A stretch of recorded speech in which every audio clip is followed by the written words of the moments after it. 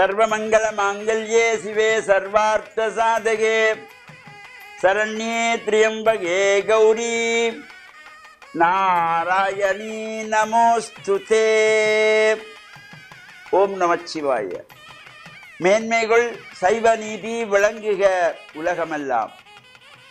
நோயற்ற வாழ்வே குறைவற்ற செல்வம்.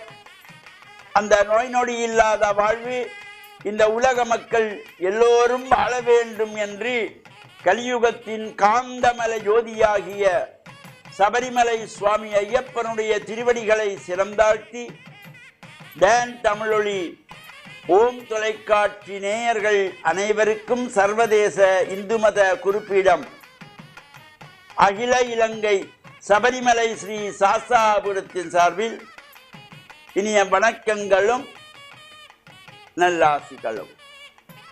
இன்றும் மங்களகரமான குரோதி வருஷம் தை மாதம் 22ஆம் நாள் 4/2/2025 செவ்வாய்க்கிழமை.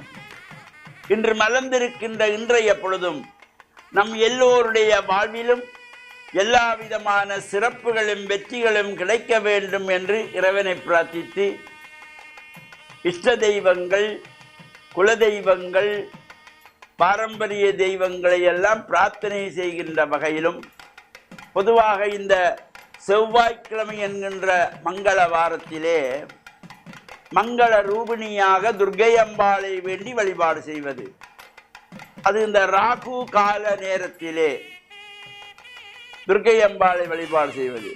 ராகு காலம் என்பது ஒவ்வொரு நாட்களும் 1.5 மணி நேரம் இந்த ராகு காலம் என்று இந்த நாட்காட்சிகளிலே கலண்டர்களிலே குறிப்பிட்டிருப்பார்கள். இது ஒவ்வொரு சைவ சமயத்தவர்களும் அறிந்திருக்க வேண்டும். இவ்வாறான சின்ன சின்ன விஷயங்களுக்கு கூட நாம் ஜாதகம் பார்க்கிற இடத்திலேயோ அல்லது கோவிலையோ சென்று குருக்களிடத்திலேயோ விசாரிக்க வேண்டிய அவசியம் கிடையாது. சின்ன விஷயங்களை நாம் அறிந்திருக்க வேண்டும். சைவ சமயத்தவர்கள் இன்றைய நாள், இன்றைய நட்சத்திரம், இன்றைய திதி இவையெல்லாம் தெரிந்திருக்க வேண்டும்.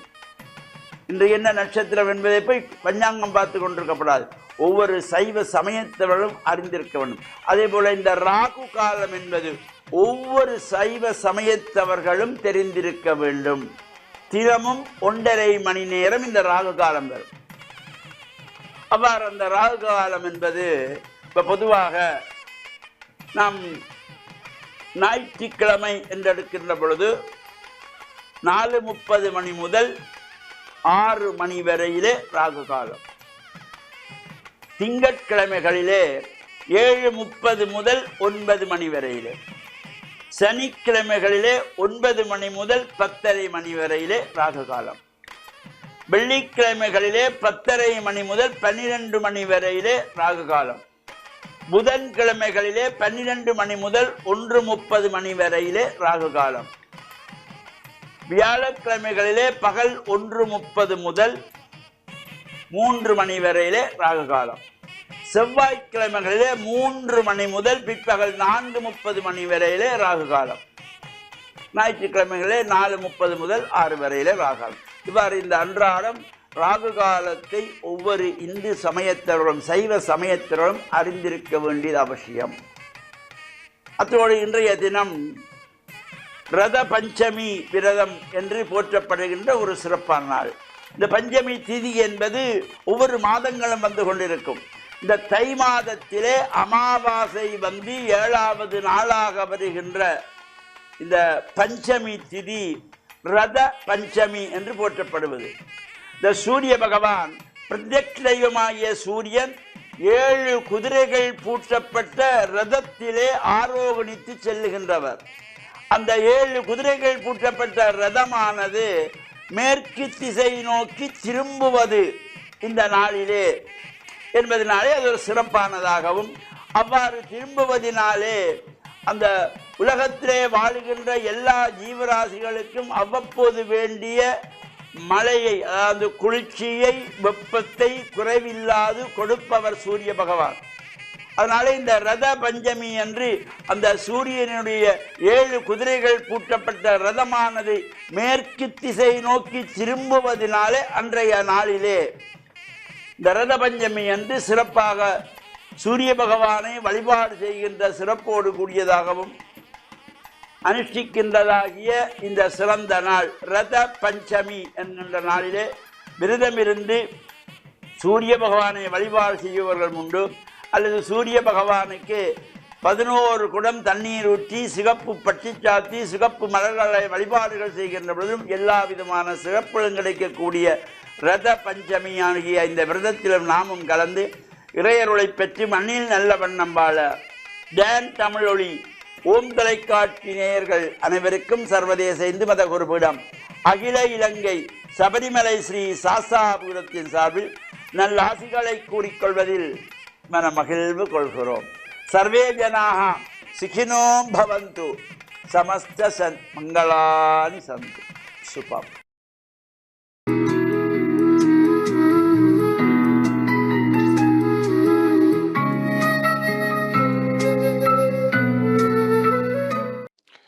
இறை இயேசுவில் என் அன்பு நெஞ்சங்களே, கிறிஸ்தவ நற்சிந்தனை வேளையில் உங்களை சந்திப்பதிலே எனக்கு மிக மகிழ்ச்சி. ஆண்டவர் இயேசுவின் அன்பும் அருளும் உங்கள் அனைவரோடும் இருப்பதாக. இன்று இலங்கை பிரித்தானியர்களிடமிருந்து சுதந்திரம் பெற்ற தினமாகும்.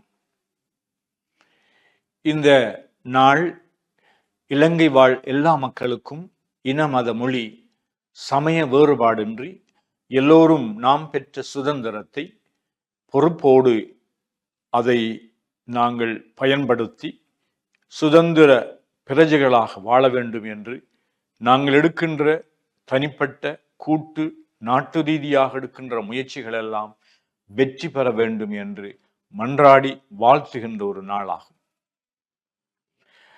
நாங்கள் இவ்வளவு காலமும் அல்லது 400 ஆண்டுகளுக்கு மேலாக இந்த நாடு பல ஐரோப்பிய நாடுகளுடைய மேலாதிக்கத்தின் கீழே நடத்தப்பட்ட ஒரு நாடாக, அவர்களுடைய ஆட்சியின் கீழ் இந்த நாடு ஒரு சுதந்திர நாடாக மலர முடியுமா என்ற ஏக்கத்தோடு பல ஆண்டுகளாக மக்கள் வாழ்ந்த அந்த மக்களுடைய இயக்கங்கள் நிறைவேறிய காலத்திலும் இன்றைய சூழலிலே எங்களுடைய நாடு, எங்களுடைய நாட்டு மக்கள் சுதந்திரமாக இருக்கின்றார்களா என்று கேட்கலாம்.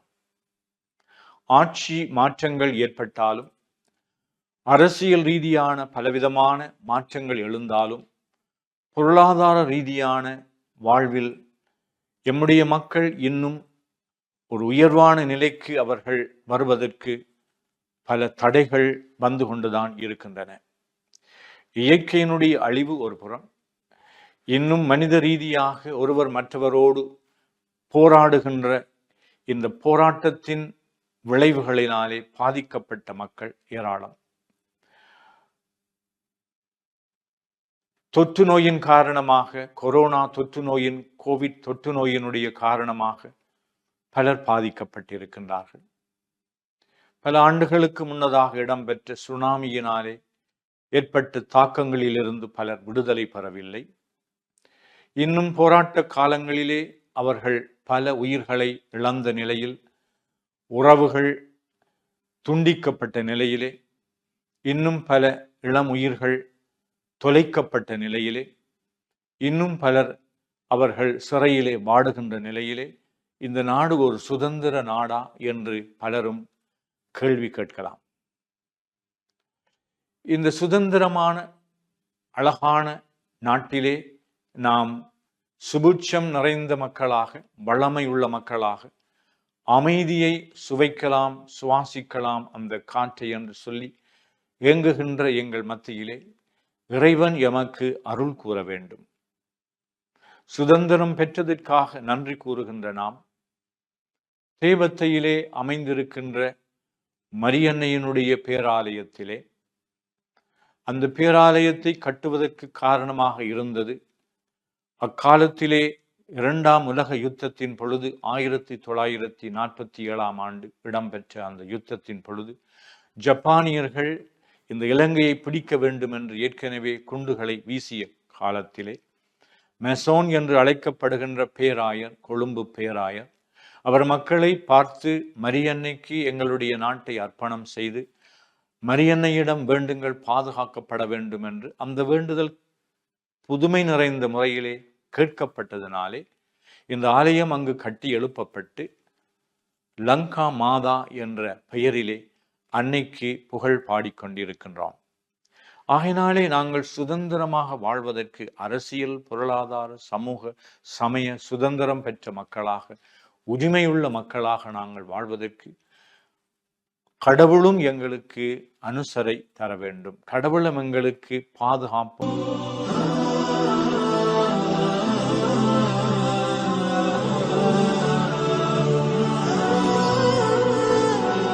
பிஸ்மில்லாஹிர் ரஹ்மானிர் ரஹீம்.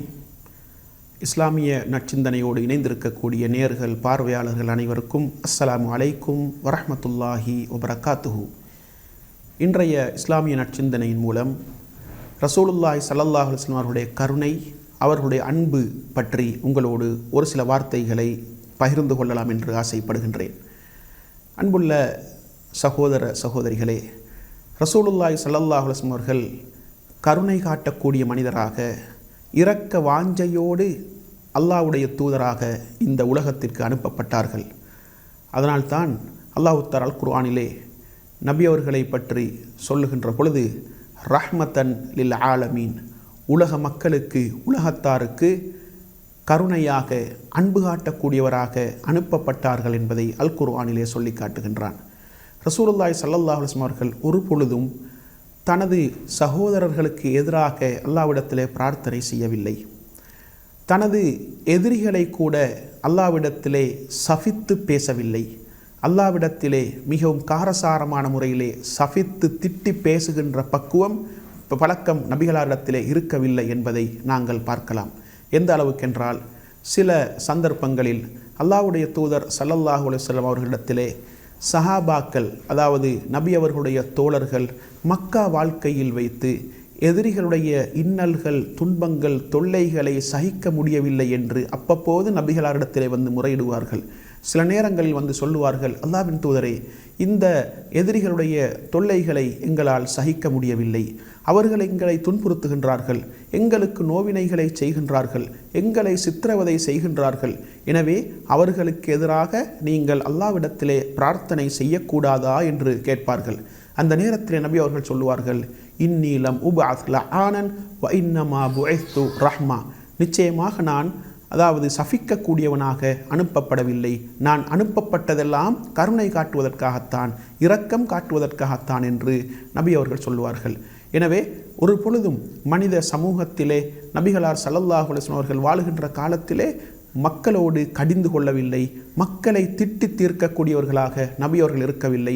அன்பான வார்த்தைகளை கொண்டு அவர்களை அழைப்பார்கள், அன்பான வார்த்தைகளை கொண்டு மக்களோடு உரையாடுவார்கள், எதிரிகளோடு கூட அன்பான கனிவான வார்த்தைகளோடு பேசக்கூடியவர்களாகத்தான் நபிகளார் ஸல்லல்லாஹு அலைஹி வஸல்லம் அவர்கள் இந்த உலகத்திலே ஒரு முன்மாதிரி மிக்க தலைவராக வாழ்ந்து காட்டினார்கள் என்பதை நாங்கள் புரிந்து கொள்ளலாம். அதே போன்று ரசூலுல்லாஹி ஸல்லல்லாஹு அலைஹி வஸல்லம் அவர்களுடைய கனிவான வார்த்தைகள் தான், அன்பான வார்த்தைகள் தான் மக்களை இந்த மார்க்கத்தின் பால் ஈர்த்தது என்பதை அல் குர்ஆனிலே அல்லாஹ் தஆலா சொல்லி காட்டுகின்றான். இப்படி நபி அவர்களை பார்த்து அல்லாஹ் தஆலா சொல்லுகின்றான், ஃபபிமா ரஹ்மத்தின் மினல்லாஹி லின்தலஹும் வலவ் குன்த ஃபல்லன் கலீதல் கல்பி லம் ஃபல்லு மின் ஹவுலிக. அல்லாஹ்வுடைய கருணையின் மூலம், அல்லாஹ்வுடைய அன்பின் மூலம், இரக்கத்தின் மூலம்தான் நீங்கள் மக்களோடு நளினமான முறையிலே, அன்பான முறையிலே நடந்து கொண்டீர்கள். நீங்கள் கடுகடுப்பாக, கடினமான சித்தமுடையவராக இருந்திருந்தால் மக்கள் உங்களை விட்டும் பிரிந்து சென்றிருப்பார்கள், விரண்டோடி இருப்பார்கள் என்று அல்லாஹ் தஆலா நபி அவர்களை பார்த்து சொல்லுகின்றான். எனவே நபி அவர்கள் எப்பொழுதும் நளினமான முறையில் பேசக்கூடியவர்களாக, அன்பான முறையிலே அரவணைக்கக்கூடியவர்களாக, மனித சமூகத்தை மனித வாஞ்சையோடு அரவணைக்கக்கூடியவர்களாக இருந்தார்கள். அதனால்தான் இந்த மார்க்கம் இன்று வரைக்கும் வாழ்ந்து கொண்டிருக்கின்றது. அன்பான உபதேசங்கள், அழகான அறிவுரைகள், நளினமான அறிவுரைகளை இந்த மார்க்கம் மனித சமூகத்திற்கு சொல்லியிருக்கின்றது. ரசூலுல்லாஹி ஸல்லல்லாஹு அலைஹி வஸல்லம் அவர்கள் அன்பான முறையிலே மக்களை அரவணைத்தார்கள், எதிரிகளை கூட அன்பான முறையிலே அரவணைத்தார்கள் என்ற வரலாறுகளை இந்த மார்க்கம் சொல்லுகின்றது.